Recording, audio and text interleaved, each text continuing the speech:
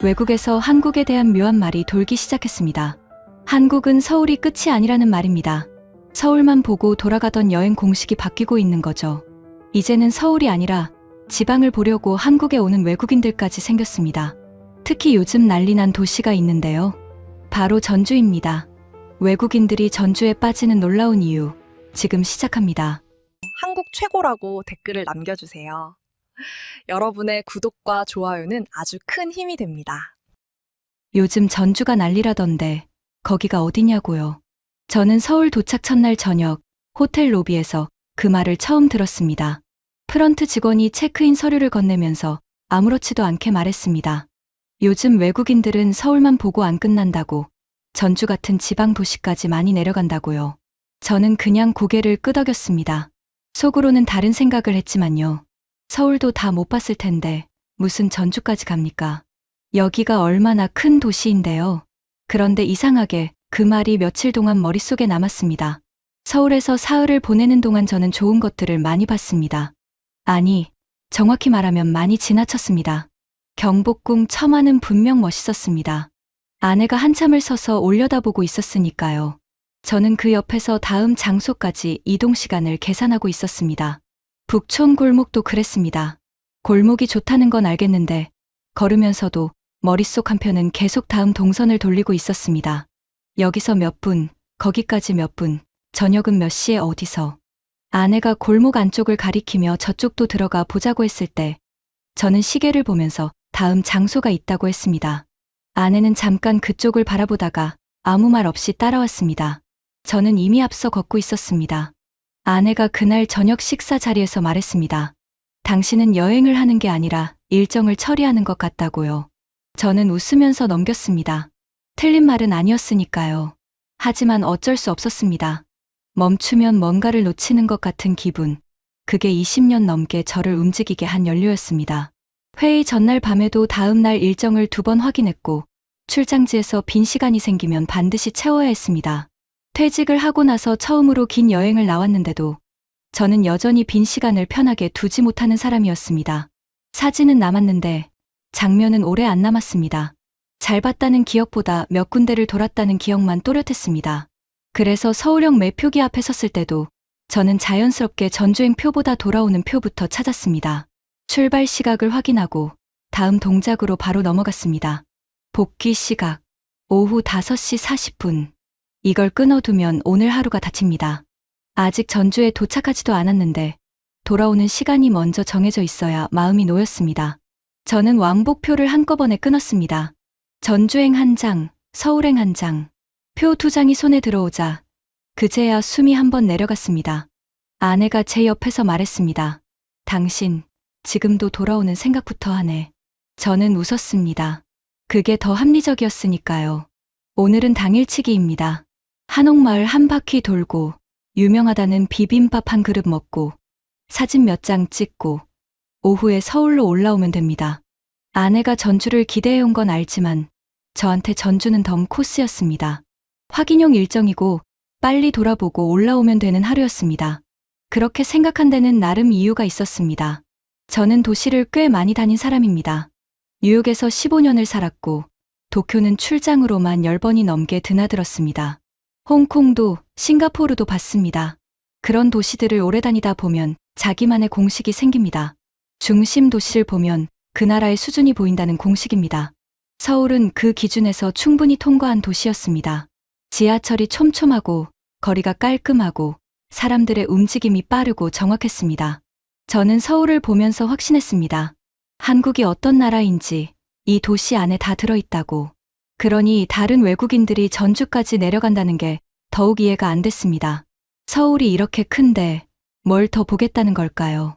처음에 호텔 직원한테서 들었을 때도 지하철에서 전주 간다는 관광객들을 봤을 때도 저는 반쯤 유행처럼 여겼습니다. 어디를 가든 여행자들 사이에는 꼭 그런 흐름이 생깁니다. 굳이 안 가도 될 것 같은 곳이 어느 날 갑자기 필수 코스처럼 불리는 일. 전주도 그런 거겠거니 했습니다. 아내는 달랐습니다. 아내는 이 여행을 몇 달 전부터 준비했습니다. 제가 회사를 다니는 동안 함께한 여행은 늘 짧았고 늘 제 일정에 밀렸습니다. 그러니 이번만큼은 가고 싶은 곳이 있었겠죠. 전주는 그 중에서도 오래 마음에 둔 곳 같았습니다. 저는 그걸 알면서도 서울에서도 아내 걸음에 맞춰주지 못했고, 지금 이 서울역에서도 마찬가지였습니다. 아내는 옆에서 수첩을 꺼내 전주에서 가볼 곳을 다시 확인하고 있었고, 저는 방금 끄는 돌아오는 표를 재킷 안주머니에 넣고 있었습니다. 그 작은 종이 2장이 이상할 만큼 든든했습니다.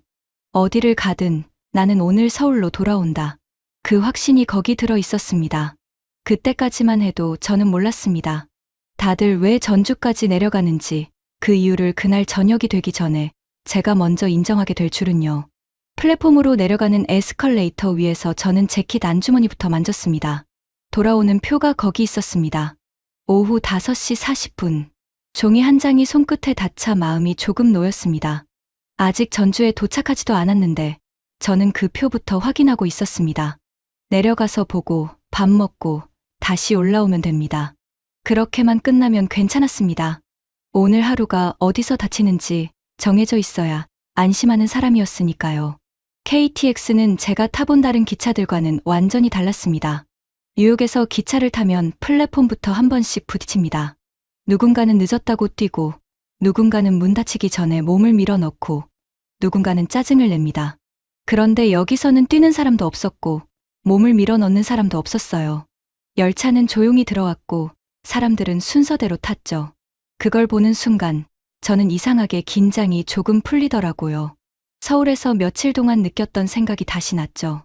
이 나라는 대충 굴러가는 나라가 아니라고요. 보이는 데만 반듯한 게 아니라 사람들이 움직이는 방식 안에도 질서가 스며 있는 나라라는 생각이 들었습니다. 자리에 앉고 나서도 저는 한동안 창밖보다 시간표부터 먼저 봤습니다. 전주 도착 예정 시각, 역에서 한옥마을까지 걸리는 시간, 점심은 몇 시쯤 먹어야 오후 일정이 안 밀릴지. 머릿속은 벌써 거기 가 있었습니다. 아내는 옆자리에서 창밖을 보고 있었고, 저는 또 안주머니를 만졌습니다. 표가 그대로 있다는 걸 확인하고 나서야 숨이 조금 내려갔습니다. 그런데 열차가 속도를 올리자 제 계산보다 창밖이 먼저 달라졌습니다. 서울 외곽의 아파트 단지가 빠르게 물러났고 넓은 들판이 나타났습니다. 논이었고 그 너머로 낮은 구릉이 이어졌습니다. 하늘이 갑자기 넓어졌습니다. 손목 시계를 봤습니다. 출발한 지 20분도 안 됐습니다. 그 순간 저는 조금 멍해졌습니다. 뉴욕에서 기차를 타고 20분을 가면 아직도 도시입니다. 저는 그게 당연하다고 생각해왔습니다. 그래서 서울도 비슷할 거라고 생각했죠. 그런데 여기는 아니었습니다. 서울을 떠난 지 20분 만에 풍경이 완전히 바뀌고 있었습니다. 서울이 한국의 얼굴이라는 생각은 여전히 변함없었습니다. 다만 그 얼굴 하나만 보고 나라 전체를 다 안다고 했던 제 쪽이 그제야 조금 민망해졌습니다. 그때 아내가 제 팔을 가볍게 건드렸습니다. 저쪽 보라고요. 산등성이 아래로 낮은 지붕들이 모여있는 마을이 지나가고 있었습니다. 아내가 작게 말했습니다. 예쁘다. 저는 고개를 끄덕였습니다. 예쁜 건 알겠는데 제 머릿속엔 그보다 먼저 다른 생각이 떠올랐습니다. 빠른 도시 하나만 잘 만든 나라가 아니라 전혀 다른 결의 공간들까지 한 나라 안에 붙여놓은 나라라는 것. 그 생각이 제 자존심을 살짝 건드렸죠. 안내 방송이 흘렀습니다. 전주 도착이 얼마 남지 않았다는 말이었습니다. 전주역 플랫폼에 내리자마자 소리가 달랐습니다. 아니, 정확히는 소리가 없었습니다. 서울역에는 늘 발소리와 안내 방송, 어딘가에서 오는 진동이 겹쳐 깔려 있었는데 여기는 달랐습니다.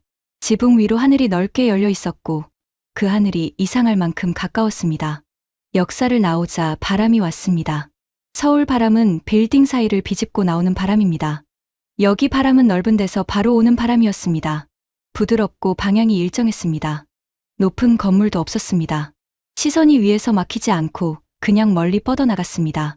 아내는 경기전 방향을 확인하고 먼저 걸었습니다. 저는 지도 앱을 열고 뒤따랐습니다. 그런데 조금 걷고 나서야 이상한 게 느껴졌습니다. 주변 사람들은 다들 천천히 걷고 있었고 저 혼자만 어딘가 급한 사람처럼 보였다는 겁니다.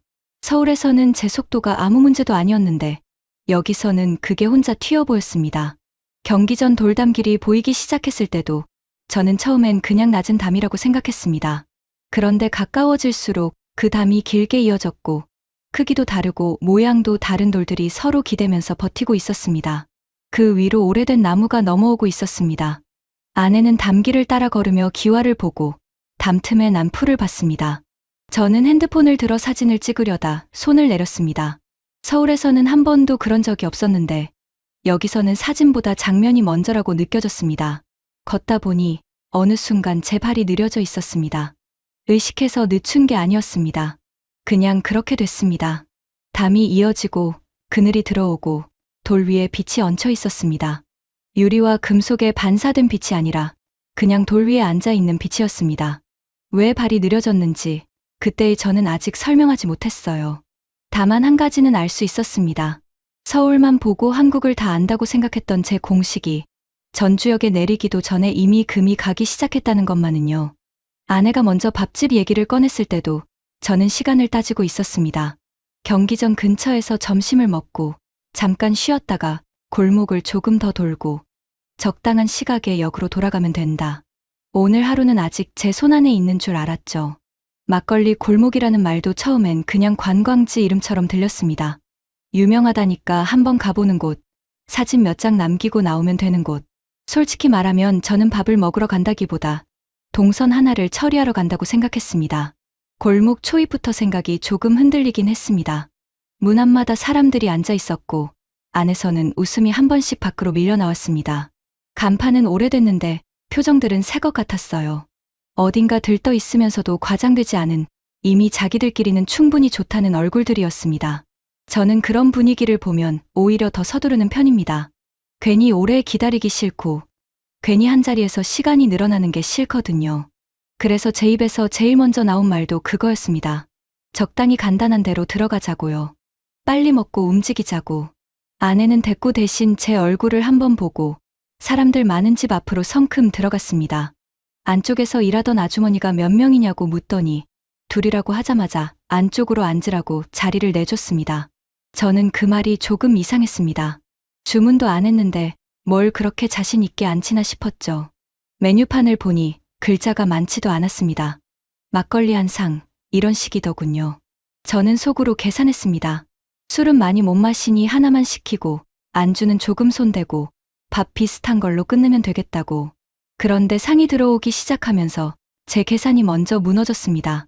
처음엔 몇 접시 정도겠거니 했습니다. 그런데 콩나물 무침이 놓이고 묵은지가 올라오고 전이 하나 오고 탕 비슷한 게 놓이고 생선이 나오고 묵사발이 따라오고 이름을 다 알 수 없는 것들이 계속 자리를 잡았습니다. 상이 비좁아질 때쯤 끝나겠지 싶으면 옆상이 하나 더 붙는 시기였어요. 저는 저도 모르게 물었습니다. 우리가 뭘 더 시켰나요?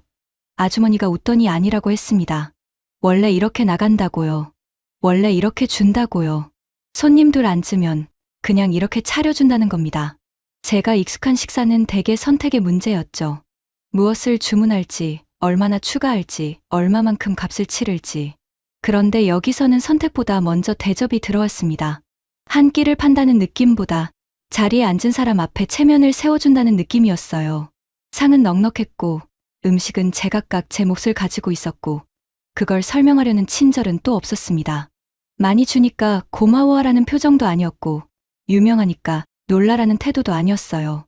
그냥 이 집에서 사람 앉으면 이 정도는 있어야 한다는 듯한 이상하게 담담한 자부심이 있었죠. 저는 숟가락을 들고도 한동안 손을 못 댔습니다. 아내는 벌써 전 한 조각을 제 앞접시에 놓아주고 있었습니다. 이거 당신 좋아할 맛이라고요. 조금 있다가는 콩나물도 덜어주고 탕 국물도 먼저 떠줬습니다. 서울에 있는 동안 저는 자꾸 앞서 걸었고 아내는 그 뒤를 맞추느라 조용했는데 이상하게 이 상 앞에서는 제가 따라가는 쪽이 되더군요. 아내 손이 먼저 움직이고 저는 그 다음을 배웠습니다. 이건 이렇게 먹어보라고, 이건 막걸리랑 같이 먹으면 괜찮다고, 이건 보기보다 안 짜다고. 그 말을 듣고 하나씩 입에 넣는데 맛보다 먼저 마음이 걸렸습니다. 누가 자꾸 저를 급하지 않은 사람 취급하는 것 같아서요. 아직 일정표는 제 주머니에 있는데 여기 앉은 저는 그 표를 가진 사람 같지가 않았습니다. 아주머니가 막걸리 주전자를 내려놓으며 한마디 했습니다. 천천히 드셔요. 이런 상은 급하게 먹으면 아까워. 그 말이 별것 아닌데도 이상하게 얼굴이 뜨거워지더라고요. 제 마음을 들킨 기분이었거든요. 저는 방금 전까지도 얼른 먹고 나가자는 생각을 하고 있었으니까요. 그런데 아깝다니요. 음식 남기지 말라는 말이 아니라 서두르면 이한상이 품은 시간이 통째로 빠져나간다는 뜻처럼 들렸습니다. 저는 그제야 제 속도를 늦췄습니다. 전 한 점을 씹고 국물 한 숟갈을 넘기고 막걸리를 아주 조금 마셨습니다. 그러자 이상한 일이 생겼습니다. 배가 부른 게 아니라 제 자리가 차오르는 느낌이 들었어요. 늘 식사는 다음 일을 위해 넣는 연료 같은 것이었습니다. 회의 전, 이동 전, 약속 전. 많이 먹든 적게 먹든 결국 목적은 그 다음이었죠. 그런데 여기서는 그 다음이 자꾸 밀렸습니다. 이 한상 자체가 이미 하나의 일정이었고 그것도 꽤 중요한 일정이었어요. 누가 시간을 써서 차리고 누가 손을 뻗어 건네고 누가 천천히 먹으라고 말해주는 동안 저는 처음으로 오늘 하루를 소비하지 않고 대접받고 있었습니다. 아내가 제 쪽을 보며 웃었습니다. 어때요? 그냥 밥 아니죠? 저는 바로 대꾸를 못했습니다. 그냥 밥이 아니었으니까요. 한 끼인데도 사람을 얇게 다루지 않는다는 느낌이 들었습니다. 배만 채우고 보내는 게 아니라 여기까지 왔으면 이 정도 마음은 앞에 놓아줘야 한다는 식이었죠. 저는 외국에서 오래 살며 한국 음식 자랑하는 말을 수도 없이 들었습니다. 솔직히 그런 말들 반쯤은 관성이라고 생각한 적도 많아요. 그런데 이 상 앞에서는 괜히 말이 줄었습니다. 맛있다는 말로는 모자라고 푸짐하다는 말로도 덜했습니다. 이 나라는 밥 한 끼를 끼니로만 끝내지 않고 사람 대접으로 완성하려 드는구나. 그런 걸 괜히 거창하게 설명할 필요가 없더군요. 제 앞에 이미 다 깔려 있었으니까요. 문득 재킷 안주머니에 든 돌아오는 표가 생각났습니다. 아까까지는 그 표가 든든했는데 이제는 조금 성급한 종이처럼 느껴졌습니다. 아직 오후는 남아 있었고 저는 벌써 돌아갈 시간을 정해둔 사람이었죠.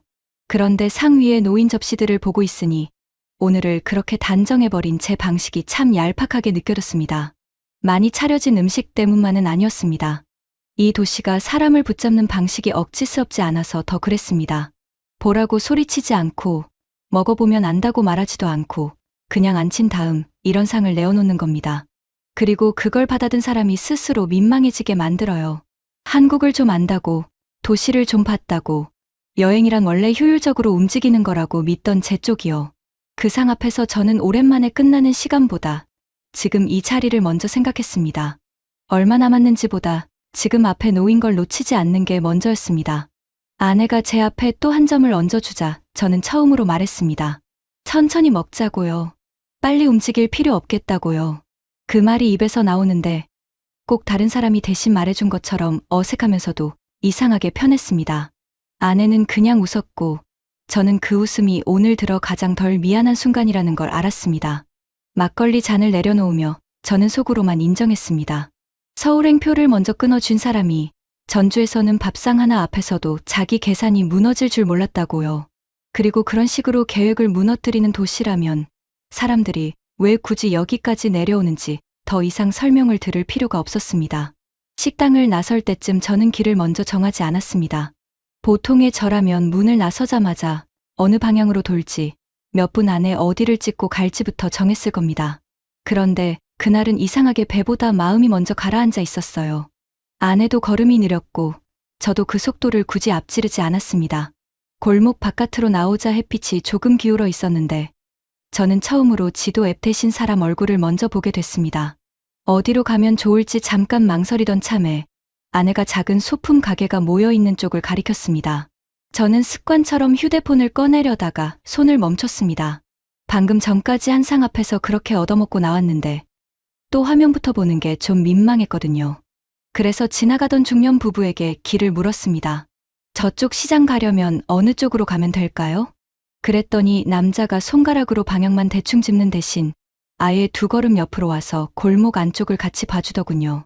그냥 큰 길로 돌지 말고 저 골목으로 쏙 들어가세요. 그늘도 있고 금방이에요. 옆에 있던 아내분은 처음 오셨으면 중간에 왼쪽으로 빠지지 마시고 끝까지 가셔야 해요. 헷갈려요 하고 한마디를 보탰습니다. 딱 그 정도였습니다. 과한 친절도 괜한 경계도 없었어요. 마치 원래 알던 사람 길 알려주듯 자연스러웠습니다. 저는 그런 순간에 늘 약간 굳는 편입니다. 낯선 도시에서는 친절도 거래처럼 느껴질 때가 있으니까요. 도움을 받으면 그만큼 경계를 더 세우게 되는 버릇이 있습니다. 그런데 전주에서는 묘하게 그 버릇이 힘을 못 쓰더군요. 길을 알려준 부부는 우리가 고맙다고 인사하기도 전에 자기들 갈 길을 갔고 뒤돌아보며 확인하지도 않았습니다. 도와줬다는 티를 내지 않으니까 오히려 마음이 편했습니다. 이 동네 사람들은 낯선 사람을 만나도 일단 벽부터 세우지는 않는구나. 그런 생각이 처음 들었습니다. 시장 쪽으로 들어가서는 그 느낌이 더 분명해졌습니다. 아내가 한 가게 앞에서 손수건을 고르느라 서 있었는데 주인이 천천히 봐요. 급할 거 없어요 하고 말을 건넸습니다. 물건을 권하는 말투가 아니었습니다. 정말로 급할 거 없다는 말이더군요. 저는 옆에서 그냥 듣고 있었는데 그 짧은 한마디가 이상하게 오래 남았습니다. 서울에서도 친절한 사람들을 많이 만났습니다. 서비스가 좋고 빠르고 정확하죠. 그런데 여기서는 정확함보다 먼저 사람의 온도가 닿는 느낌이 있었어요. 서툰 손님을 상대하는 기술이 아니라 원래 사람 대하는 습관 같은 것 말입니다. 아내가 고른 손수건을 계산하는 동안 저는 건너편 과일 좌판을 보고 있었습니다. 상인이 제 쪽을 힐끗 보더니 한번 드셔봐요 하며 조각 하나를 내밀었습니다. 저는 손사래부터 쳤습니다. 괜찮다고, 안 사도 된다고. 그랬더니 그분이 웃으면서 안 사도 돼요? 맛만 봐요. 여기까지 왔는데 하더군요. 그 말투가 참 묘했습니다. 물건을 팔려는 사람의 억지가 아니라 동네에 온 사람한테 이 맛 정도는 건네도 된다는 표정이었어요. 결국 받아 먹었는데 달아서 놀란 것보다 제가 그렇게 쉽게 받아들었다는 사실이 더 놀라웠습니다. 평소 같았으면 괜히 부담스러워 거절했을 텐데 그날은 그러고 싶지 않았습니다. 그 과일 조각 하나에도 우리 동네 왔으면 이것도 알고 가라는 마음이 들어 있었으니까요. 길을 걷다 작은 분식집 앞에서 또 한 번 멈췄습니다. 아내가 안을 들여다보며 저기 사람들 말투 좋다고 하더군요. 정말 그랬습니다. 말이 빠르지 않은데 심심하지 않고 툭 던지는데 서운하지 않았어요.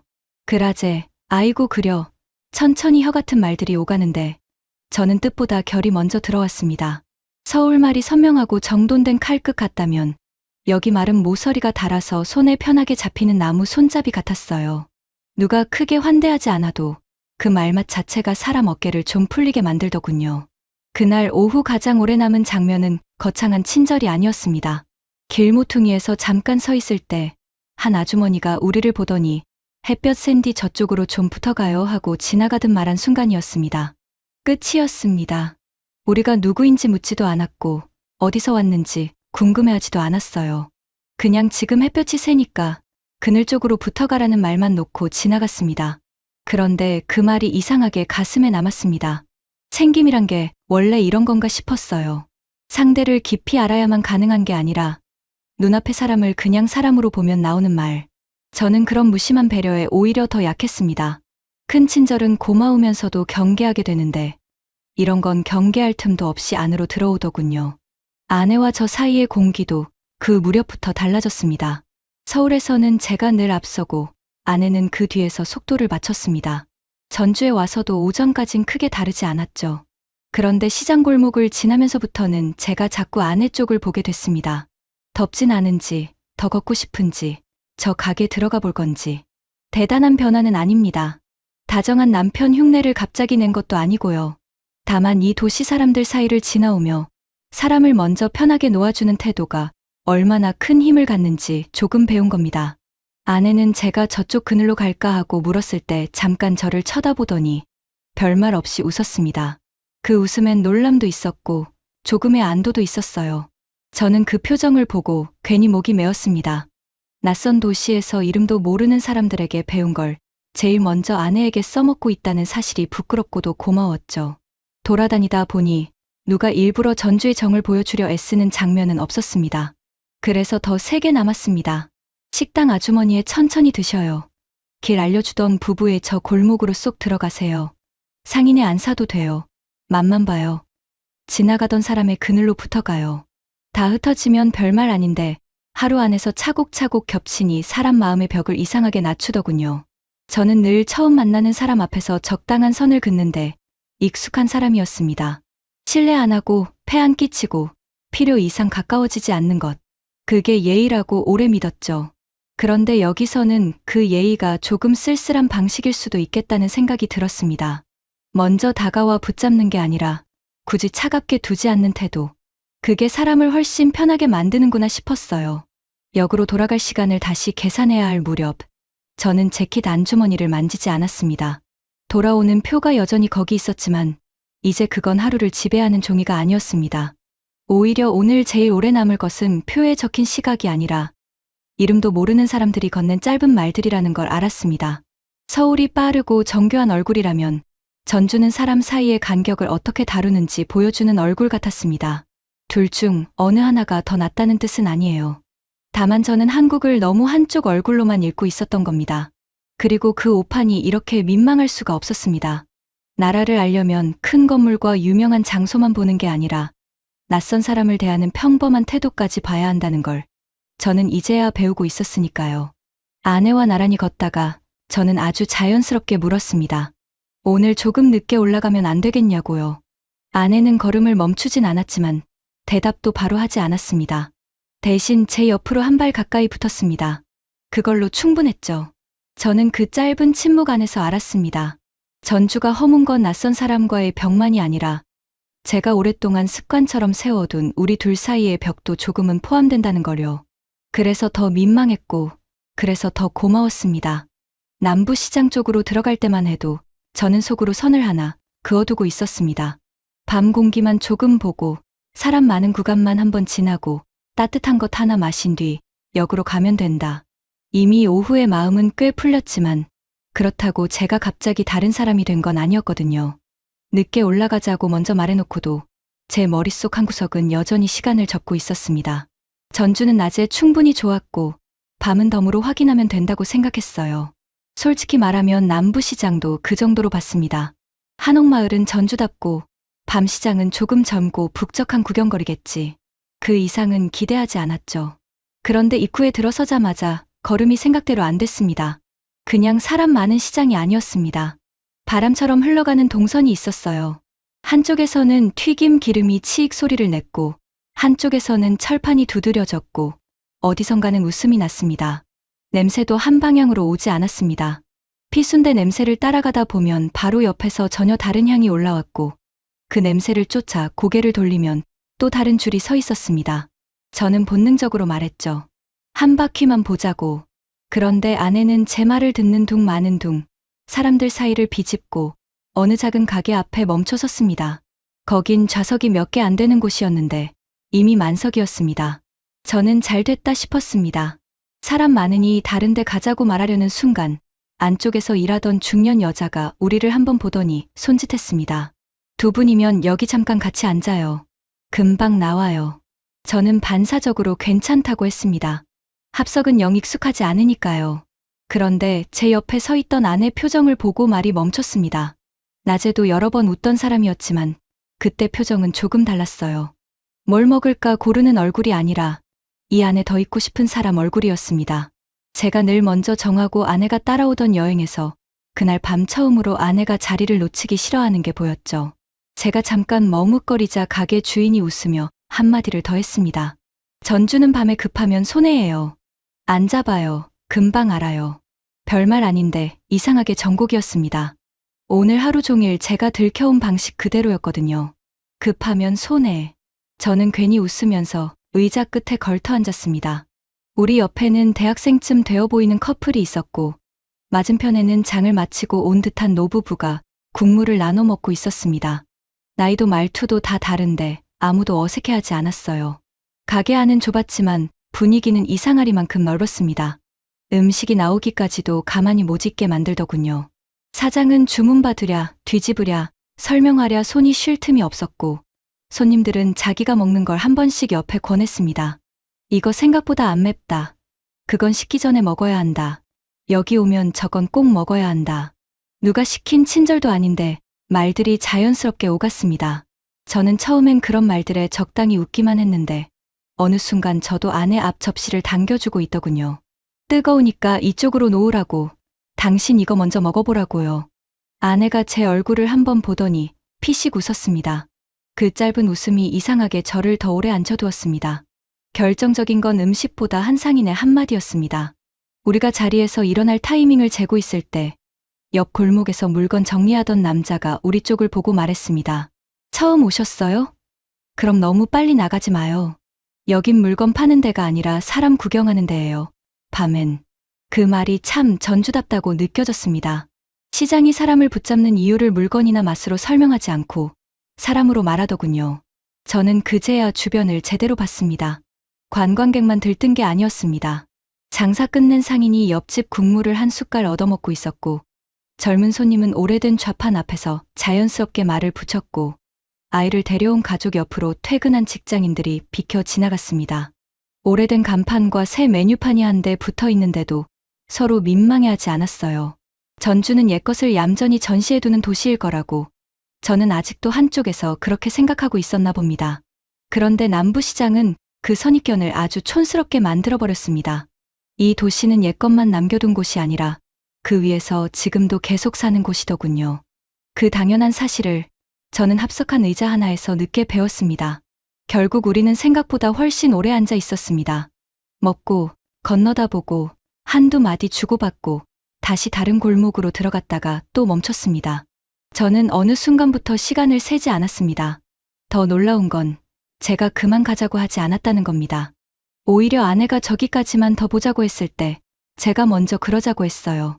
시장 끝으로 갈수록 사람 사는 기운이 더 진해졌고 저는 그 안에서 자꾸 제 오판만 또렷해졌습니다.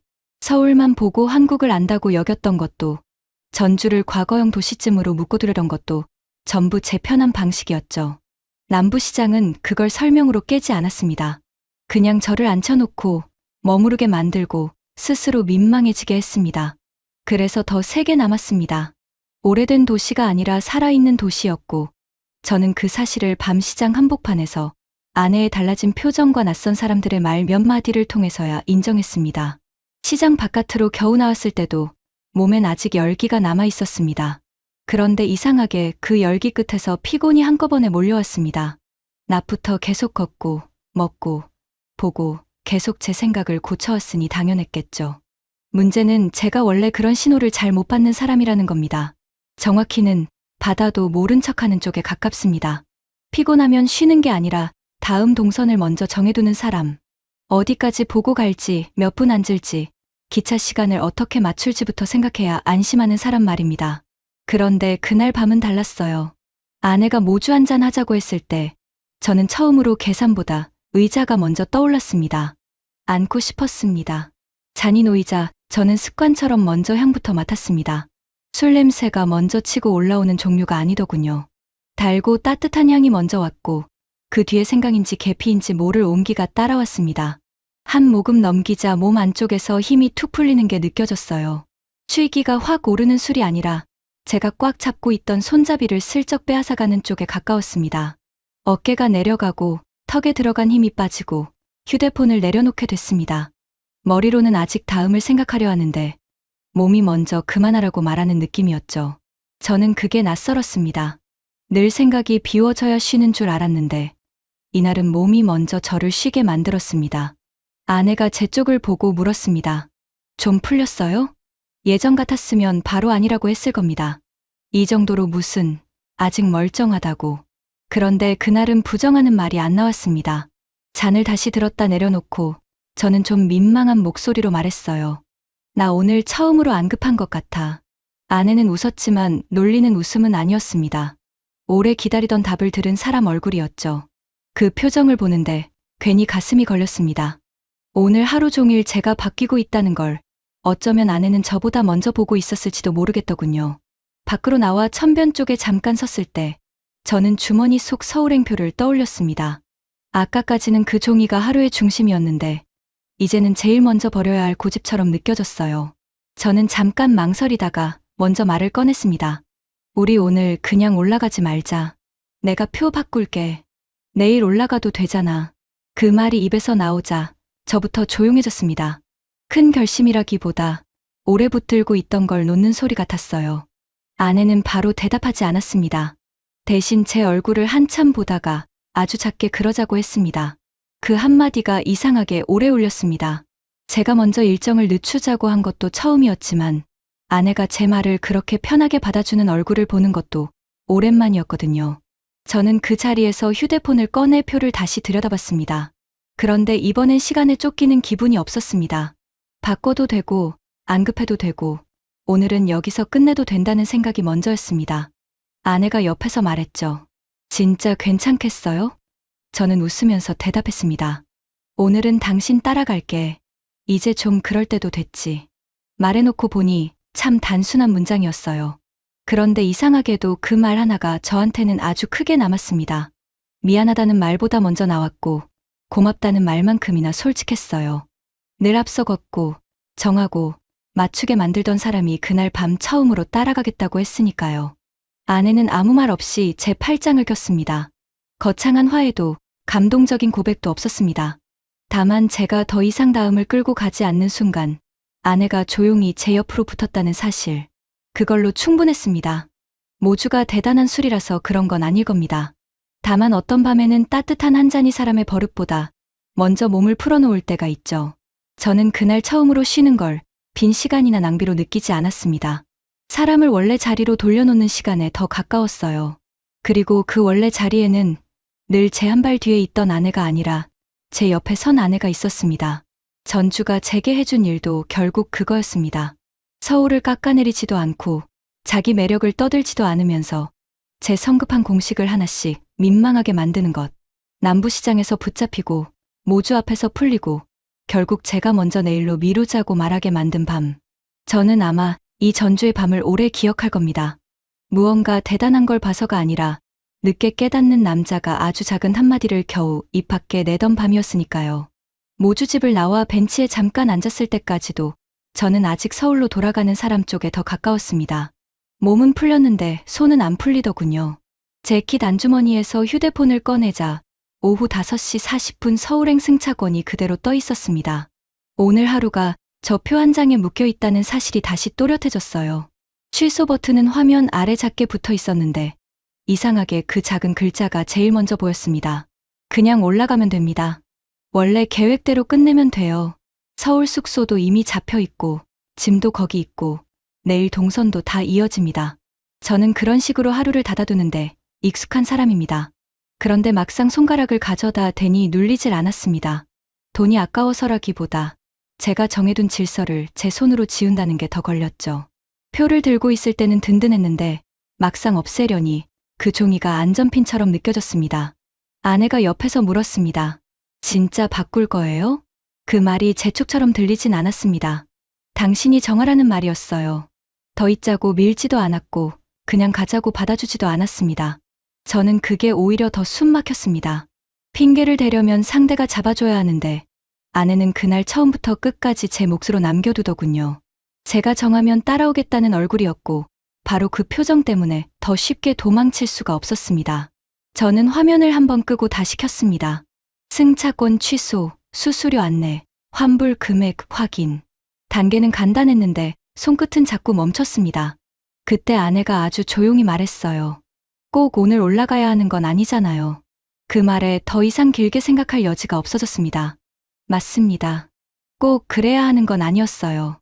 일정을 맞추려면 올라가면 되고 마음을 따르려면 남으면 되는 밤이었습니다. 저는 숨을 한번 길게 내쉬고 확인 버튼을 눌렀습니다. 승차권이 취소되었습니다. 문장이 뜨는 순간 어깨가 먼저 내려갔습니다. 후련하다기보다 오래 쥐고 있던 걸 놓친 느낌이었죠. 저는 한동안 그 화면을 보고 있다가 아내에게 보여줬습니다. 아내는 정말 눌렀네 하며 웃었고 저는 그 웃음 앞에서 괜히 더 민망해졌습니다. 표 한 장 취소하는데 하루가 다 걸렸으니까요. 그래도 화면을 다시 살릴 생각은 들지 않았습니다. 한번 지워진 시간이 그제야 제 것이 된 것 같더군요. 그 다음부터는 감상이 아니라 현실이었습니다. 오늘 안 올라가기로 했으면 오늘 잘곳부터 정해야 했어요. 저는 벤치에서 바로 숙소 앱을 열었습니다. 늦은 시간이라 남은 방이 많지 않았습니다. 체크인 마감이 지난 곳도 있었고 방 하나 남음이라고 뜨는 곳도 있었습니다. 아까 눌러버린 취소 버튼이 다시 목까지 올라왔어요. 이럴 줄 알았으면 그냥 갔지. 그 생각이 튀어나오려는 순간 아내가 제 휴대폰 화면을 가리켰습니다. 여기 전화해봐요. 작아도 조용해 보여요.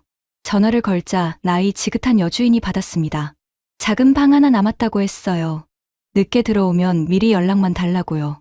저는 반사적으로 욕실이 안에 있는지, 체크아웃은 몇 시인지, 아침은 되는지 연달아 물었습니다. 여주인은 웃으면서 하나씩 천천히 답해줬습니다. 그 목소리를 듣고 나니 제 호흡도 조금 느려졌습니다. 예약을 걸고 문자를 받자 그제야 오늘 밤이 전주 쪽으로 기울어진 게 실감났습니다. 서울로 돌아갈 표가 사라진 자리에 작은 방 하나가 대신 들어온 셈이었죠. 그래도 아직 끝은 아니었습니다. 서울 호텔 짐이 남아 있었거든요. 저는 곧장 예약 문자를 찾아 프런트에 메시지를 보냈습니다. 오늘 밤 비우게 됐는데 짐을 맡아둘 수 있는지, 내일 늦게 찾아도 되는지요. 답장은 생각보다 빨리 왔습니다. 프런트에 말씀해두면 보관 가능하다고 걱정 말라고요. 그 짧은 답장을 읽는데 허탈하게 웃음이 났습니다. 저는 세상을 늘 너무 빽빽하게 잡아놓고 있었던 겁니다. 막히는 경우만 먼저 상상했는데 풀리는 일도 생각보다 많더군요. 숙소와 집 문제가 정리되고 나서야 내일이 남았습니다. 원래라면 서울에서 시작할 아침이 이제 전주에 생긴 거죠. 저는 습관처럼 열차 시간을 먼저 찾으려다가 멈췄습니다. 아내가 제 얼굴을 보고 웃더군요. 또 숫자 세죠. 저도 웃었습니다. 들켰으니까요. 하지만 이번엔 계산이 마음을 밀어내는 쪽이 아니었습니다. 이미 남기로 했고 이제 계산은 그 뒤를 따라오는 일이었습니다. 대신 저는 말했습니다. 내일 아침은 그냥 여기서 시작하자. 어디 몇 군데 찍는 거 말고 당신 보고 싶은 데부터 가자고요. 아내는 크게 반응하지 않았습니다. 그냥 고개를 끄덕였어요. 그런데 그 작은 끄덕임이 이상하게 컸습니다. 늘 제가 먼저 정리하고 아내가 따라오던 여행에서 그날 밤 처음으로 저는 비어있는 아침을 그대로 두기로 했으니까요. 무엇을 봐야 할지보다 어떻게 시작할지를 아내 쪽에 맡긴 것도 아마 그때가 처음이었을 겁니다. 한옥마을 쪽 골목으로 들어가 숙소 대문 앞에 섰을 때 제 손에는 더 이상 돌아갈 표가 없었습니다. 대신 급히 잡은 작은 방 하나와 아직 아무것도 적히지 않은 내일 아침이 생겨 있었죠. 저는 예약 문자를 한 번만 더 확인하고는 휴대폰을 접었습니다. 아내가 제 옆으로 붙었고 우리는 말없이 대문을 함께 밀고 들어갔습니다. 그 문턱을 넘는 순간에야 알았습니다. 제가 바꾼 건 열차 한 편만이 아니라 늘 돌아갈 시간부터 고정해 놓던 제 버릇이라는 걸요. 아침에 눈을 뜨자 제일 먼저 조용하다는 생각이 들었습니다. 서울 호텔에서는 복도 문 닫히는 소리나 엘리베이터 기척이 한 번씩 들렸는데 여기서는 마당을 쓰는 빗자루 소리부터 들렸습니다. 저는 잠깐 누운 채 천장을 봤습니다. 어젯밤 급히 잡은 방인데도 허술하다는 느낌은 없었습니다. 오히려 제 쪽이 더 허술했죠. 늘 빈 시간을 없애야 하루가 단정해진다고 믿었으니까요. 그런데 비워둔 채 맞는 아침이 이렇게 또렷할 줄은 몰랐습니다. 아내는 벌써 준비를 마치고 창가 쪽에 서 있었습니다. 오늘 몇 시 차 볼까요? 하고 묻는데 말투가 부드러웠습니다. 정하자는 뜻이면서도 예전처럼 제가 먼저 하루를 닿게 두진 않겠다는 말처럼 들렸어요. 저는 휴대폰을 켰다가 바로 덮었습니다. 조금 있다가 보자고 했습니다. 먼저 아침 먹고 걸읍시다. 그 말이 너무 자연스럽게 나와서 저도 잠깐 놀랐습니다. 늘 시간표가 식사보다 먼저였는데 그 순서가 바뀌는데 별 힘이 들지 않았거든요. 숙소에서 내준 간단한 아침상을 마주하고 앉자 서울 생각이 잠깐 났습니다. 서울은 여전히 대단한 도시입니다. 빠르고 정교하고 처음 온 사람도 금세 감탄하게 만드는 힘이 있죠. 제가 틀린 건 그 다음이었습니다. 서울이 그렇게 선명하니 한국도 거기서 다 읽힌다고 믿은 것. 중심 하나를 보면 전체를 안다고 여긴 제 방식이 얇았던 겁니다. 서울을 너무 크게 본 게 아니라 한국을 너무 쉽게 접어 읽은 거였어요. 그 생각이 들자 괜히 얼굴이 뜨거워졌습니다. 한국을 좋게 봤다고 생각했는데 알고 보니 제가 익숙한 방식으로만 좋게 보고 있었던 거니까요. 전주는 그걸 길게 설명하지 않았습니다. 그냥 제 표를 취소하게 했고 아침 시간을 비워두게 했고 오늘은 어디부터 걸을지 먼저 묻게 만들었죠. 그러니 더 분명했습니다. 머리보다 행동이 먼저 바뀌었으니까요. 늦게 깨닫는 건 늘 제 몫이었지만 이번엔 그 늦음이 싫지 않았습니다. 아침을 마치고 문 밖으로 나오자 휴대폰이 한번 울렸습니다. 서울 호텔에서 보낸 확인 문자였을 겁니다. 어제 같았으면 바로 열었겠죠. 짐 보관이 확실한지 몇 시까지 찾을 수 있는지 그 다음 열차가 몇 시인지부터 다시 맞춰봤을 겁니다. 그런데 그날은 그러지 않았습니다. 저는 화면 대신 아내를 보고 물었죠. 어디부터 걸을까? 아내는 잠깐 저를 보더니 향교 쪽 골목을 지나 천변으로 가자고 했습니다. 저는 좋다고 했고 정말 그쪽으로 발을 옮겼습니다. 큰 길 앞 신호를 기다릴 때도 습관처럼 먼저 내려서지 않았습니다. 차를 한 번 더 보고 아내가 서는 자리만큼 같이 섰다가 불이 바뀌자 나란히 건넜어요. 별것 아닌데도 마음이 이상하게 놓였습니다. 우리가 어디 하나를 찍으러 움직이는 게 아니라 같은 방향으로 가고 있다는 느낌 때문이었을 겁니다. 골목 바람이 불자 아내가 소매를 한번 고쳐 잡았습니다. 저는 말없이 걸음을 조금 늦췄습니다. 아내도 그 속도에 맞췄고 우리 사이엔 굳이 설명할 말이 없었습니다. 어젯밤 저는 표를 먼저 놓았고 오늘 아침에는 시간을 먼저 놓았죠. 이제 남은 건 앞장서는 대신 같이 걷는 일이었습니다. 아내가 어느 가게 앞에서 잠깐 시선을 두면 저도 같이 멈췄고 다시 움직이면 저도 그만큼만 움직였습니다. 천변 쪽으로 길이 트이자 저는 다음 열차 시간을 떠올리지 않았습니다. 대신 제 옆에서 걷는 사람의 발을 한번 봤습니다. 아내는 늘 그 자리에 있었는데 저는 그걸 자꾸 제 한 발 뒤에서만 보려 했던 것 같더군요. 그날 아침엔 다르게 보였습니다. 먼저 끌고 갈 사람이 아니라 같이 걸을 사람이었습니다. 바람이 한 번 더 스치자 아내가 저를 돌아봤습니다. 저는 아무 말도 하지 않았고 아내도 묻지 않았습니다. 그래도 충분했습니다. 이미 휴대폰을 덮었고 길을 물었고 속도를 늦췄으니까요. 어떤 생각은 길게 설명하는 순간 힘이 빠지는데 그 아침은 굳이 그러지 않아도 됐습니다. 그제야 저는 알았습니다.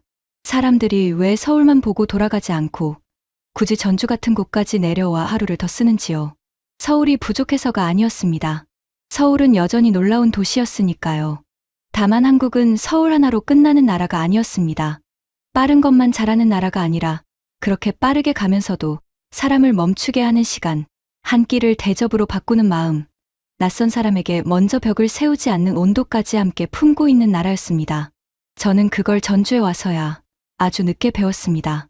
그래서 더 민망했고, 그래서 더 벅차더라고요. 한국을 꽤 빨리 읽었다고 생각했던 사람이 결국 지방 도시 하나에서 자기 공식을 다시 적고 있었으니까요. 그런데 이상하게도 그 늦은 인정은 패배처럼 느껴지지 않았습니다.